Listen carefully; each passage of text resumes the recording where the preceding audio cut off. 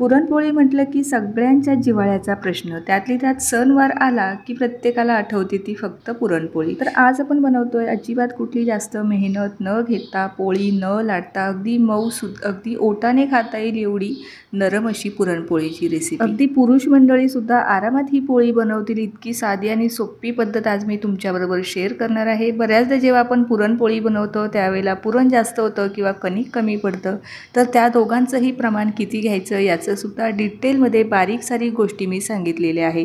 त्यामुळे आजचा हा व्हिडिओ कुठेही स्किप न करता अगदी शेवटपर्यंत नक्की पहा. व्हिडिओ नेहमीप्रमाणेच अगदी साधा आणि सोपा आहे, त्यामुळे तुम्हाला नक्कीच आवडणार आहे. तर त्यासाठी व्हिडिओला एक लाईक अगोदरच करून द्या. व्हिडिओला सुरुवात करण्यापूर्वी तुम्हा सर्वांना माझे एक निवेदन आहे, तुम्ही जर चॅनलवरती नवीन असाल आणि चॅनलला जर सबस्क्राईब केले नसेल तर नक्की सबस्क्राईब करा. तर पुरणपोळीसाठीचं जे आता पुरण आहे ते तयार करून घेऊया. तर सर्वात अगोदर एका मिक्सिंग बाउलमध्ये आता जी वाटी तुम्हाला दिसत आहे त्याच वाटीने मी सर्व साहित्य मोजून घेणार आहे. 1 वाटीवर चणा डाळ घेतलेली आहे. आता ही स्वच्छ धुवून घेऊया आणि ही जी डाळ आहे ती आपल्याला अर्धा ते 1 तासासाठी भिजत ठेवायची आहे. डाळ छान भिजली की कुकरच्या शिट्ट्यासुद्धा लवकर होतात आणि जास्त शिट्ट्या काढायची सुद्धा आपल्याला गरज लागत नाही. तर त्यासाठी शक्यतो डाळ भिजत ठेवायची आणि त्यानंतरच आपल्याला ही शिजायला लावायची आहे. स्वच्छ धुवून घेतलेली आहे. आता ह्यामध्ये भरपूर सारं पाणी टाकायचं आहे. आता ही आपण अर्धा ते 1 तासासाठी छान अशी भिजवून घेणार आहोत. तर आता डाळ आपली छान भिजली आहे की नाही ते पाहूया. तर मस्त अशी आपली जी डाळ आहे ती व्यवस्थित भिजलेली आहे. बऱ्याचदा आपण काय करतो, डायरेक्ट जी डाळ आहे ती कुकरला लावतो, त्यावेळी शिट्ट्याही जास्त लागतात आणि शिजायलाही जास्त वेळ लागतो. त्यासाठी ह्या पद्धतीने नक्की डाळ शिजवून पहा. डाळसुद्धा अगदी पटकन शिजली जाते. फक्त 4 शिट्ट्यांमध्ये एकदम मऊ अशी डाळ शिजली जाते. आता या कुकरच्या फक्त 1 इंच पाणी वरती राहील एवढंच पाणी आपल्याला यामध्ये घालायचं आहे. जास्त टाकलं तर कुकरच्या वरती येतं. त्यानंतर गोडाचा पदार्थ असला तर त्यामध्ये थोडंसं मीठ घालायचं, म्हणजे त्याची जी चव आहे ती अजूनच वाढते. अगदी पाव चमचाभर मी यामध्ये हळद घातलेली आहे, म्हणजे छान रंगसुद्धा आपल्या पुरणपोळीला येतो. आणि अगदी जो पोहे खाण्याचा चमचा आहे ना त्यानेच आपल्याला 1 चमचाभर आपल्याला तेल टाकायचं आहे किंवा तूप टाकू शकता. आता याला आपण छान असं झाकण लावून कुकरच्या मस्त अशा 4 शिट्ट्या काढून घ्यायच्या आहे. डाळ भिजलेली असल्यामुळे शिट्ट्यांनासुद्धा जास्त वेळ लागत नाही. तोपर्यंत आपली पुढील तयारी करून घेऊया. तर आता इथे मी ज्या वाटीने आपण डाळ मोजून घेतलेली होती त्याच वाटीने 1.5 वाटी पीठ घेतलेलं आहे. आता हे जे पीठ आहे ना ते आपल्याला वस्त्रगाळ करून घ्यायचं आहे. किंवा जर तुम्हाला कपड्याने चाळायचं नसेल तर तुम्ही जी मैद्याची चाळण येते ना त्याने 2 वेळा चाळून घ्यायचं आहे. परंतु आपल्याला जर पोळी अतिशय मस्त अशी मऊ आणि अजिबात कुठे फाटायला नको, तुटायला नको यासाठी वस्त्रगाळ करणं हे पीठ गरजेचं आहे. लगेचच आपल्याला यामध्ये चवीप्रमाणे मीठ टाकायचं आहे. आता यामध्ये हळद आपण डायरेक्ट न वापरता पाण्यामध्ये घालणार आहोत. बऱ्याचदा आपण हळद अगदी पिठामध्ये टाकून दिल्याच्यानंतर त्या पिठामध्ये बरेचसे पॅचेस येतात. तर त्यासाठी पाण्यामध्ये अशा पद्धतीने हळद व्यवस्थित मिक्स केल्याच्यानंतर व्यवस्थित सर्व पिठाला ही जी हळद आहे ती व्यवस्थित लागली जाते. त्यासाठी पाण्यामध्ये मिक्स करायची आणि त्यानंतर हे जे पाणी आहे हे पीठ मळण्यासाठी वापरायचं आहे. आणि अगदी आता जसं आपण चपातीसाठीचं पीठ मळतो अगदी तसंच पीठ आपण हे मळून घ्यायचं आहे. आता ह्यामध्ये मी जराही तेल वापरलेलं नाही किंवा तेलामध्ये आपल्याला हे पीठ भिजत ठेवायचं नाही. तर त्यासाठी एक ट्रिक मी तुम्हाला सांगणार आहे. तर इथे आपल्याला घ्यायचं आहे एक सुती कापड आणि या सुती कापडामध्ये जे मळून घेतलेलं पीठ आहे ते आपल्याला बांधून ठेवायचं आहे आणि त्यानंतर हे आपल्याला पाण्यामध्ये भिजत ठेवायचं आहे. बऱ्याचदा आपण काय करतो, जेव्हा पीठ मळून ठेवलं की त्याला तेलाने व्यवस्थित मळून घेतो किंवा तेलामध्ये हे भिजत ठेवतो, तर त्यामध्ये बरंचसं तेल होतं. असं होऊ नये यासाठी आपण हे जे पीठ आहे ते पाण्यामध्ये अर्ध्या तासासाठी भिजत ठेवणार आहोत. तर पाण्यामध्ये भिजल्यामुळे आपले जे पीठ आहे ते सुद्धा पौष्टिक होणार आहे आणि तेलाचा सुद्धा कमीत कमी आपला वापर होणार आहे.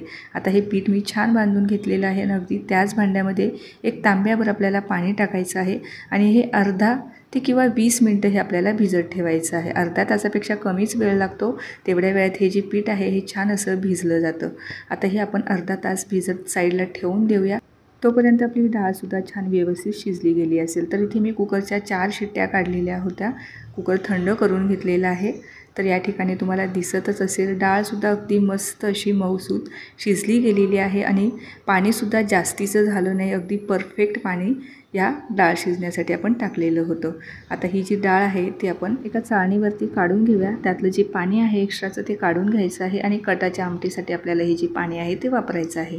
तर ही जी डाळ आहे ही 1 ते 2 मिनिट आपल्याला चाळणीवरती तशीच ठेवायचं आहे, म्हणजे एक्स्ट्राचं जे पाणी आहे ते पूर्णपणे निघून जाईल. बऱ्याचदा आपण जेव्हा पुरण बनवतो तेव्हा आपण ह्यामध्ये गूळ मिक्स करतो, परंतु आज आपण वेगळ्या पद्धतीने ही जी डाळ आहे पुरण जे आहे ते बनवणार आहोत.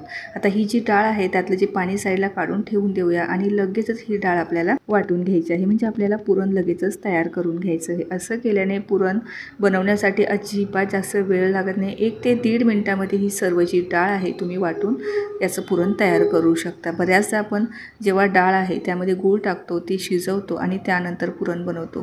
ती थोडीशी लेंदी प्रोसेस होते, परंतु ह्या पद्धतीने जर तुम्ही पुरण बनवलं तर अजिबात जास्त वेळही लागत नाही आणि जास्त काही भांड्यांचा सुद्धा पसारा होत नाही.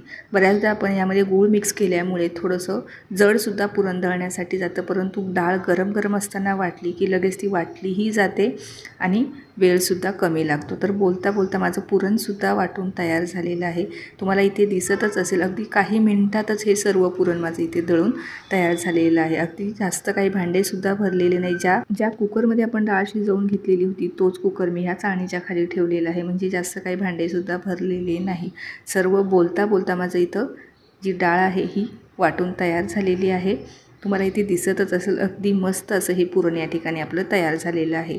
तर सर्व पुरण आता आपलं हे या कुकरमध्येच मी काढून घेणार आहे आणि या तसाला गरम करून घेणार आहे. आता हे तर पुरण आपलं तयार झालेलं आहे. यासाठी गूळ किती घालायचा, अगदी आपण ज्या वाटीने सुरुवातीला चणा डाळ मोजून घेतलेली होती त्याच वाटीने आपल्याला पाव वाटी एवढा गूळ यामध्ये घालायचा आहे, म्हणजे आपल्या ज्या पोळ्या आहेत त्या अजिबात जास्त गोडही होत नाही आणि कमी गोड होत नाही. किंवा तुम्हाला साधं सोपं प्रमाण सांगते, 250 ग्रॅम जर डाळ असेल त्यासाठी 200 ग्रॅम गूळ तुम्ही इथे वापरू शकता. तर इथे मी 1 वाटीसाठी पाऊण वाटी एवढा गूळ वापरलेला आहे. नाहीतर बऱ्याचदा डाळीचं प्रमाण कमी होतं, गुळाचं प्रमाण जास्त होतं. त्यासाठी हे जे आहे ना हे अगदी परफेक्ट प्रमाण आहे. आता यातच मी अगदी पाव चमचाभर एवढी वेलची पावडर टाकत आहे. तुम्ही आत्ता टाकू शकता किंवा अगदी सर्वात शेवटी पुरण तयार झालं तेव्हाही टाकू शकता. आता सर्व जिन्नस छान व्यवस्थित एकजीव करून घेऊया आणि हे पुरण आपल्याला छान व्यवस्थित शिजवून घ्यायचं आहे. गॅसवर ठेवून घेतलेलं आहे. मध्यम गॅसवरती आपण हे छान असं शिजवून घेणार आहोत. जसं जसं गूळ वितळत जातो तसं तसं हे जे पुरण आहे ते पातळ होत जातं, परंतु जसं जसं हे शिजत जाईल तसं तसं ते आपोआपच घट्ट व्हायला सुरुवात होईल. त्यासाठी एवढं टेन्शन घेण्याची गरज नाही की पुरण पातळ झालं, तर थोडा वेळाला शिजू द्यायचं, त्यानंतर बरोबर ते घट्ट होत जातं. तर या ठिकाणी तुम्हाला दिसतच असेल आपलं जे पुरण आहे हे घट्ट व्हायला सुरू झालेलं आहे. आता पुरण शिजलं हे कशावरून समजायचं, जो कलता आहे ना तो बरोबर ह्या पुरणामध्ये असा उभा राहिला की समजायचं आपलं जे पुरण आहे हे व्यवस्थित शिजलं गेलेलं आहे. शिजण्यासाठी सुद्धा जास्त वेळ लागलेला नाही आणि हे पुरण जसं थंड होत जाईल तसं तसं हे घट्टसुद्धा होत जाईल. तर मस्त असं आपलं पुरण इथे तयार झालेलं आहे. लगेचच आता पोळ्या बनवायला सुरुवात करूया. त्यापूर्वी जे पीठ आपण भिजत ठेवलेलं होतं ते काढून घ्यायचं आहे.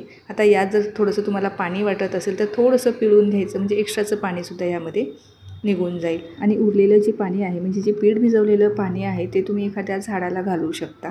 आता हे दुसऱ्या एका बाउलमध्ये मी काढून घेणार आहे. हे पीठ आपल्याला सोडून घ्यायचं आहे आणि मस्त असं मळून घ्यायचं आहे. आता तुम्हाला इथे प्रश्न पडला असेल की ही जी पीठ आहे हे पाण्यात भिजत ठेवल्यामुळे जास्त पातळ होईल, याच्या पोळ्या व्यवस्थित जमणार नाही. तर अजिबात असं नाही, पीठ अगदी व्यवस्थित असं भिजलं गेलेलं आहे.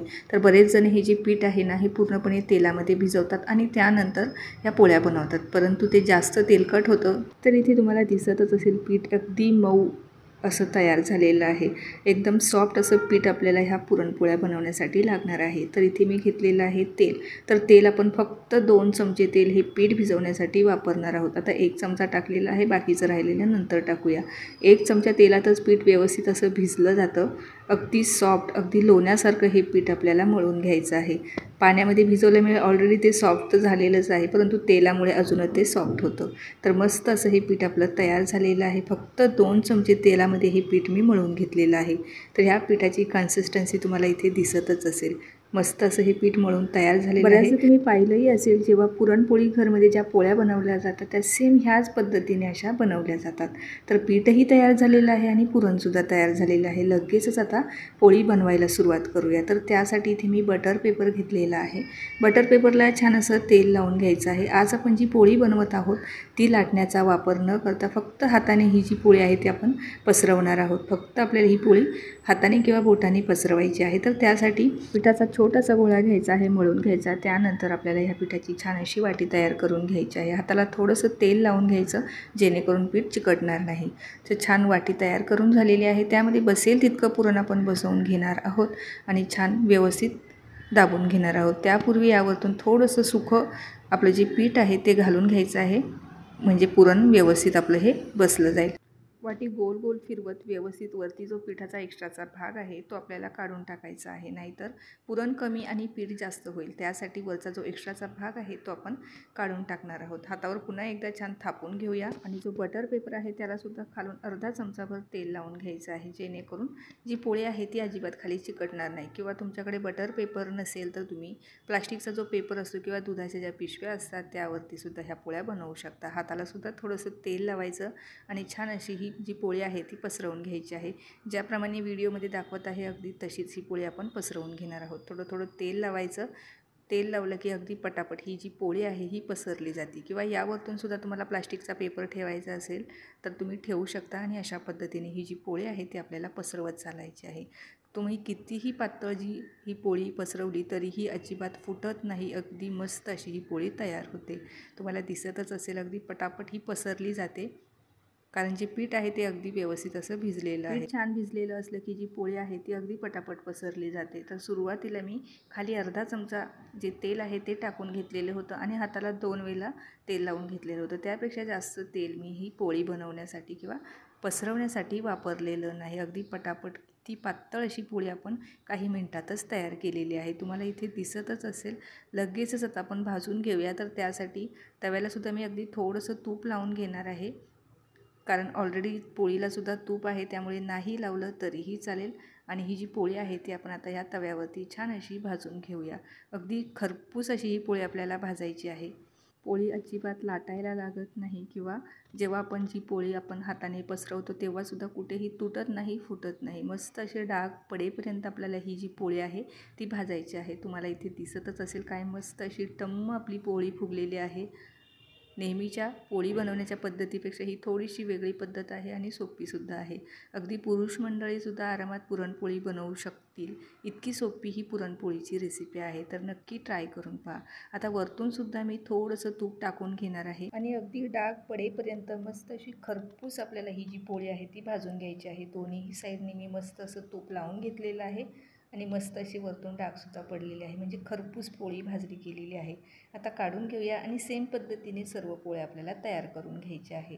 तर पोळी बनवण्याची ही पद्धत तुम्हाला कशी वाटली, आवडली असेल तर नक्की पटापट कमेंट करून सांगा. आणि अतिशय साधी सुधी, कुठलीही जास्त मेहनत न घेता ज्या व्हिडिओमध्ये मी छोट्या छोट्या टिप्स सांगितलेल्या आहेत त्या वापरून जर तुम्ही ही पोळी बनवली तर अगदी सेम माझ्यासारख्याच अगदी मऊ आणि लुसलुशीत ओठाने खाता येतील इतक्या नरम ह्या पोळ्या तयार होणार आहे.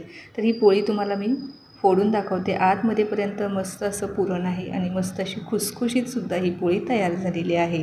जर तुम्हाला ही रेसिपी आवडली असेल तर घरी जरूर ट्राय करून पहा आणि कशी झाली ते सुद्धा कमेंटमध्ये कळवायला विसरू नका. चला तर मग पुन्हा भेटूया अशाच एका नवीन रेसिपीसोबत. तोपर्यंत धन्यवाद.